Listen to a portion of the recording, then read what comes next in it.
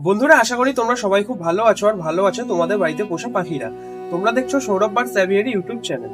বন্ধুরা, আজকে আমি এই ভিডিওটা করছি তোমাদেরকে একটা সতর্কবার্তা দেওয়ার জন্য, যেটা পালন করেনি বলে আজকে এই পৃথিবী থেকে সুন্দর একটা প্রাণ চলে গেল। তো সেটা নিয়ে বিস্তারিত যে বলবো তার জন্য পুরো ভিডিওটা তোমাদের দেখতে হবে। চলো তাহলে ভিডিওটি শুরু করা যাক। কিছুদিন আগে সোশ্যাল মিডিয়াতে একটা ভিডিও খুব ভাইরাল হয়েছিল, হয়তো তোমরা দেখে থাকবে বা অনেকে হয়তো দেখোনি। তো তোমাদের কাছে সবার কাছে এই আপডেটটা পৌঁছানোর জন্য আজকে আমি ভিডিওটি করছি।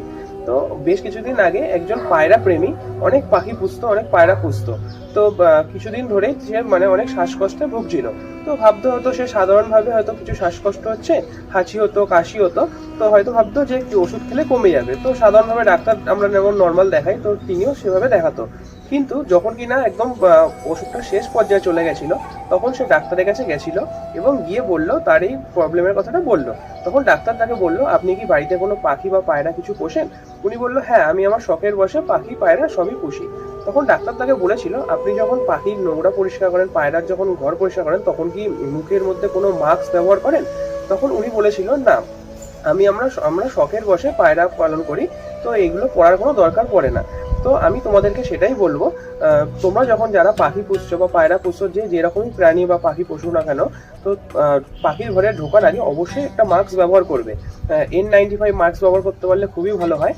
বা নর্মাল তোমরা যেমন সাধারণ যে মাস্ক পাওয়া যায় দোকানে, সেগুলো করতে পারো। অথবা অ্যাটলিস্ট একটা রুমাল পর্যন্ত যদি নাকে বেঁধে পাখির ঘর ঢোকো, পাখিকে খাবার দাও, তাহলে খুব সেটা ভালো হবে।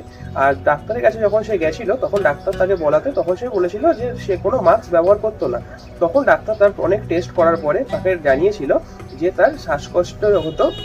কারণটা হচ্ছে তার ফুসফুসে বা লাংসে তার পুরো একদম ইনফেকশন হয়ে গেছিল, যেটা ছিল তার একদম শেষ পর্যায়ে, যেটা কোনো ওষুধ খেয়েও তার ঠিক করা যায়নি।